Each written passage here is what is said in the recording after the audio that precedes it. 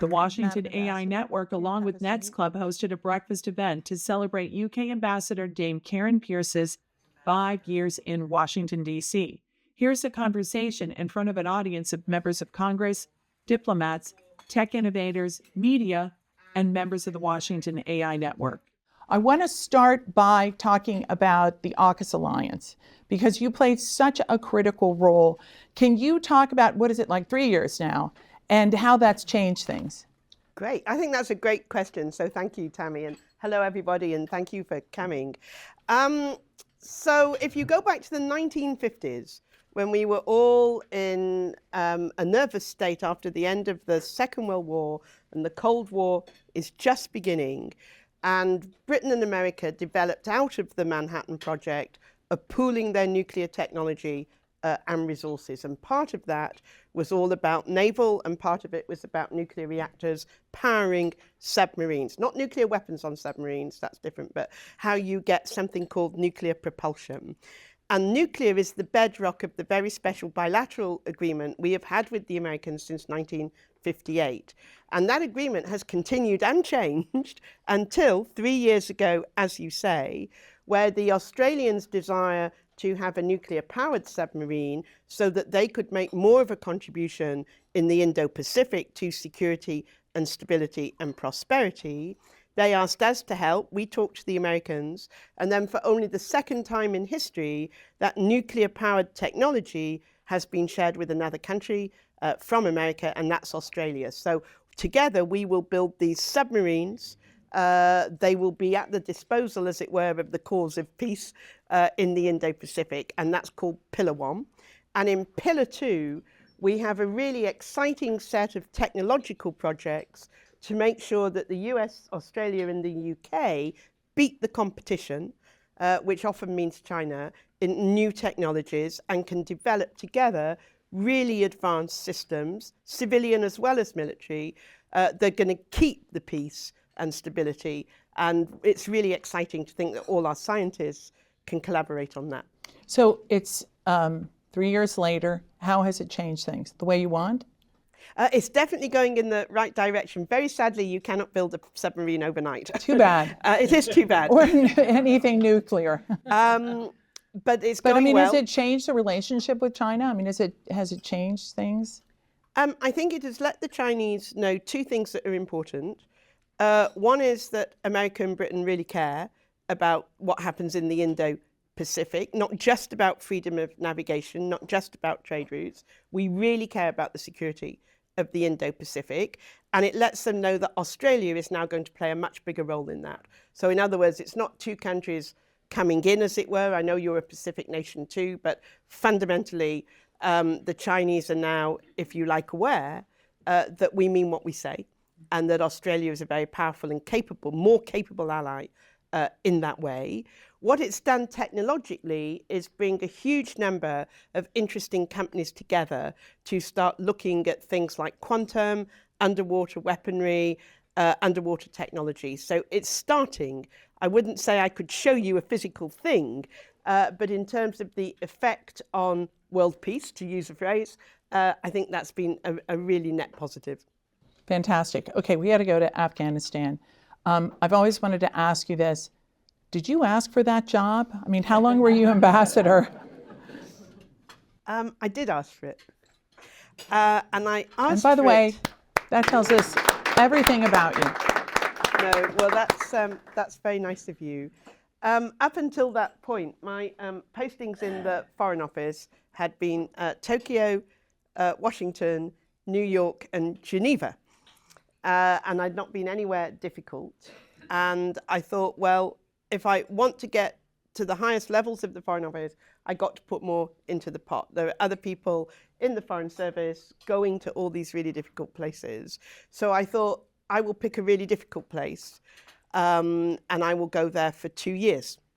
And so I volunteered to do that. I must say, getting on the plane to actually go out, say goodbye to Charles, I was thinking, will I actually ever see London Yeah, Charles drinking again? heavily over there for those that can't see to that side of the room.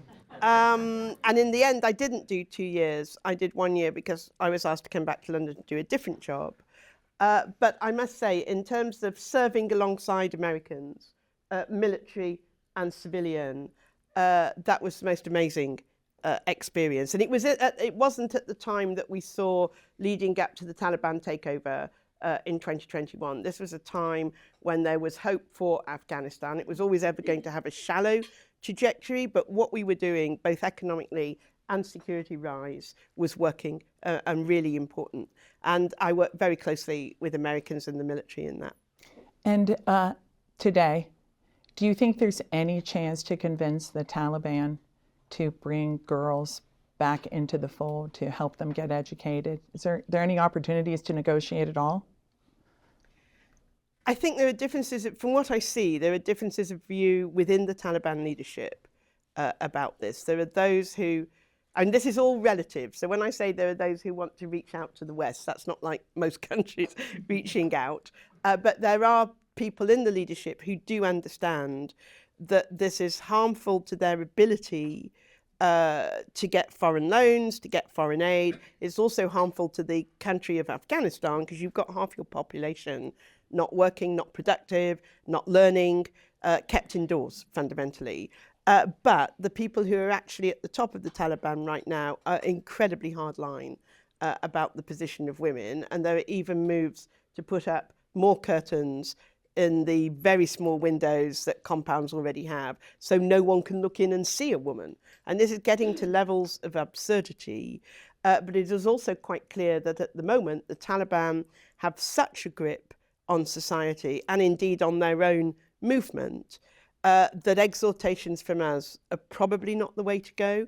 At the time of the withdrawal, we worked with Qatar and also Turkey, and I think we are just going to have to do more of that, and it won't be as fast as we would like, and it won't be as dramatic as we would like, but it is probably the best way to get any change at all. Do you think those countries are motivated to help?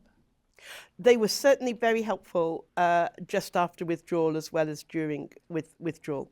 And I think Qatar, for different reasons, but Qatar is making itself a real enabler in the Middle East. We saw their role with the Gaza Israeli hostages.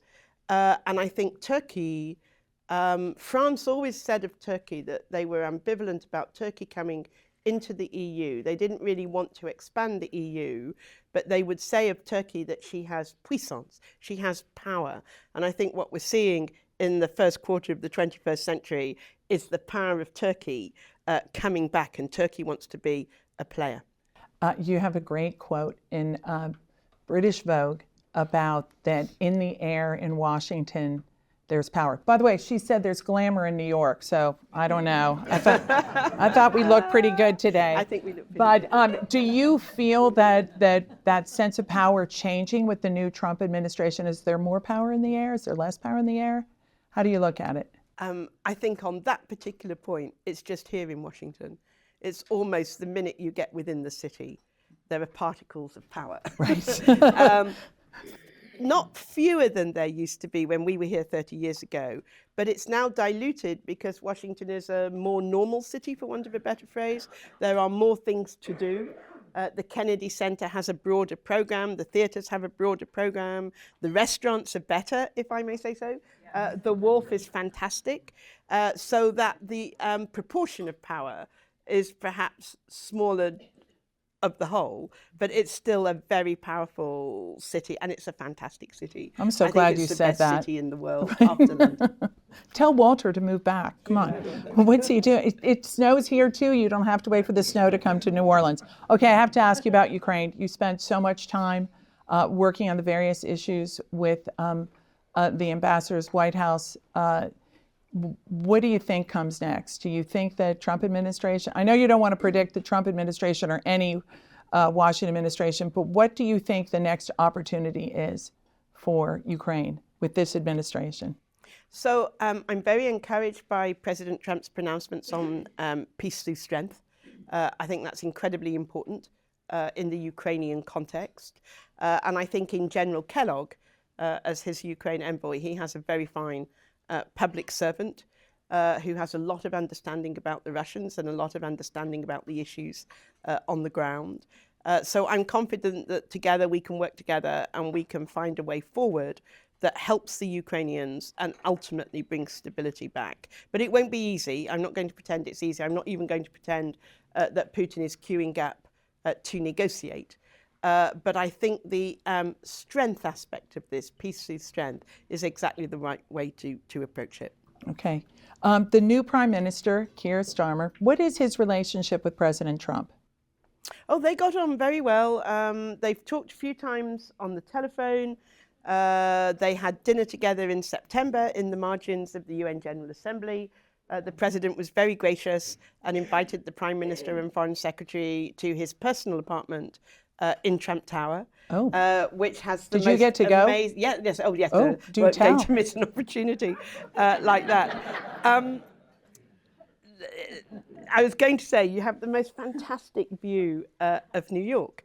And one of the things that really struck me about President Trump was his love of the city and his knowledge of the city. Is in that sense a true New Yorker. I don't know if people thank you for saying they're a true New Yorker, but what I'm trying to convey is his deep affection for this city. And that was very interesting, and that was good to talk about that for a while. And then we got on to the economy. Both the President and Prime Minister shared this very deep need to revitalise our economies, to put a lot of emphasis on growth and jobs. Mm-hmm. And as President Trump said, you know, we come from different political traditions. Prime Minister is obviously the Labour Party. President Trump is Republican. But that doesn't mean we can't work together. And if we disagree, I think that's fine. The important thing is that we understand on a particular issue why we disagree and what are we going to do to get round it. Okay, Peter Mandelson is your successor. Yes. What can you tell us about him? Oh, well, I'm sure many people already know Peter. He worked for Tony Blair. He was Secretary of State for Northern Ireland, which in our system is an incredibly important and tricky job. But it was his job to curate the Good Friday Agreement and take that forward. He's a very good businessman. He's run his own firm. Does a lot of business with New York, but he'll divest himself of that. And above all, I think he's a really good trade expert. He went on to be the European Commissioner for Trade. He's done a lot of negotiating. He's got very good political and policy instincts. He loves America. He's just done an interview for Fox about President Trump, saying how much he looks forward to working with President Trump, how much he respects his approach on things like China. I think it's fair to say Peter is one of those people in the British system whose views on China have evolved. David Cameron would be another, so it's not a party political thing. And I would commend his article to everybody. It's on Fox about how his views have changed. And he is going to be a really important partner for the new administration. What advice have you given him? Oh my God. So confidential. Yes. The same advice I give everybody coming to Washington. There's no opportunity not worth taking. Do everything. Oh, I like that. We got to talk about AI. We're the Washington AI Network, and the UK led the first AI Safety Summit. You were there, right in the middle. Will the UK stay in a leadership role? We've got France coming up next, right? There's everyone's counting down, I know, here to the AI Action Summit. What's your take? Because you're on the front lines of that. Again, your whole career is alliances, and this is a new alliance. I think it's going to be one of those phrases where every summit has a different adjective before the word summit. So we had safety, France will have action, someone else will have innovation, you know, and that's fine because the continuum of this, even though AI moves very fast, the continuum of policy making on this across several countries is really important. And this is where Peter Mandelson will be really helpful. He knows a lot more about AI than I do. I think he's going to get really stuck into this agenda. We know it's important to the White House.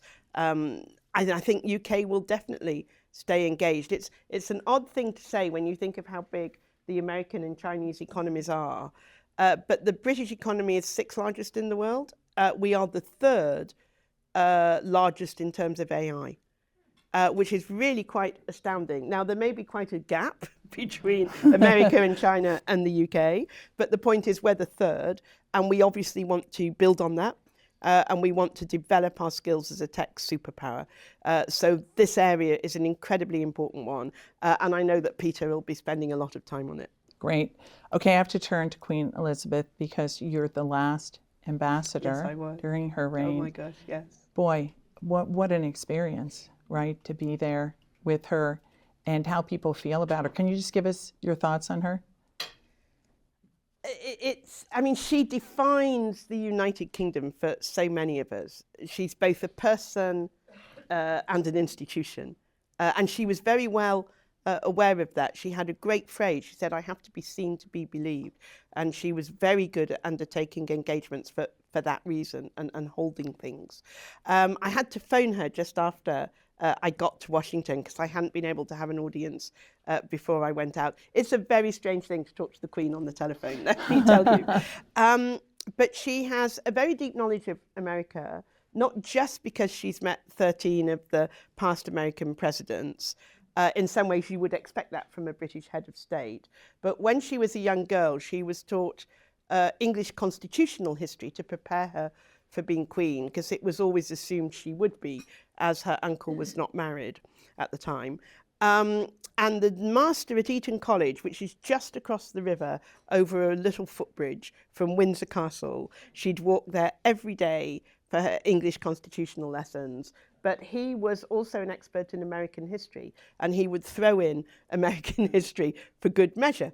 So she had a very deep understanding, and she read all our cables, as does the King, really asks really good questions about American politics. And for anyone who hasn't seen it, I would commend what she said in Philadelphia when she came for the bicentennial about what America represents, the ideals and ideas America represents, and how the Brits tried too long to hang on to America, but how we learnt from what America was and became. And I think it's the most beautiful passage. Of all the things I wish I'd written in briefing, that would be it. Were you there when President Trump went to London and was with the Queen? No, I was in New York then. That was my predecessor, Kim. Well, they got along so really well. They got along extremely well. We have some lovely photos up in the embassy of President Trump and the First Lady meeting the Queen and Prince Philip. And they're smiling. Everyone's happy. It's a great photo. And, you know, the palace thought they were wonderful guests. They're very, very pleased to have them. Okay, can you give us a health update on King Charles? How's he doing? I always wanted to ask that, right? Like, how's the King? It used to be Larry King. Simone like that. All right, for the podcast, I'll say in a straight way. He'd be very pleased to know that you're asking. This is why you're the best of all time. Come on, guys. Come on now. And he really hopes to be able, I mean, he and Camilla, Queen Camilla, know America incredibly well. He'd love to get back here. He's got very many friends in America, some in Washington. Will we see them like to get soon? Back. We can never put dates on those things, but Okay. I know that he'd love to come back. I know that we'd love to receive the President and First Lady in the UK. So I'm sure, given that desire on both sides, we can find a way forward. Okay, all of your time in Washington, is there a piece of history? Is there something in particular that caught your attention or that you loved more than any other? Was there a surprise that you like? We're going to wrap up, and I just wondered if there's anything that you think about when you think about your time here in Washington. Just being in Washington makes me smile. The very first time I came, we drove along Rock Creek Parkway for some politico-military talks at State Department. And I thought, I can't believe you drive through a park to go to work in the world's most important city. And I was hooked from that moment. And then I was even more hooked when we went down to Norfolk and went on an aircraft carrier. So in this role, I went out to the Gerald R. Ford at sea, which is the most amazing aircraft carrier. And I watched F-18s taking, I love F-18s. I also went to something very strange about me. I also went to open the Miramar Air Show, which is more F-18s. Oh my God. But there've been just so many wonderful moments. We were both at the White House for the Elton John concert. We had the honor to go to Pearl Harbor for the 80th anniversary. I get goosebumps at Arlington. This is just the most wonderful posting.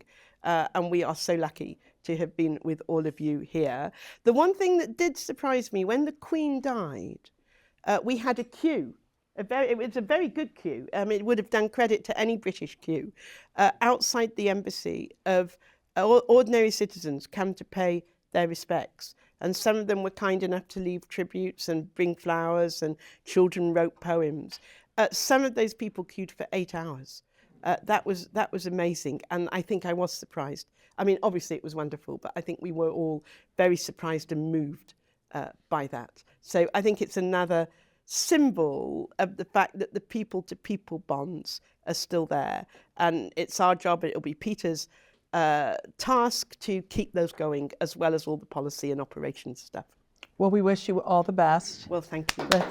And we have Oh my God. Rohit Chopra and Oh I my designed goodness. Oh my this goodness. special gift for you. Can I open it? Please. Oh my goodness. You Oh just my pull it goodness. Yeah.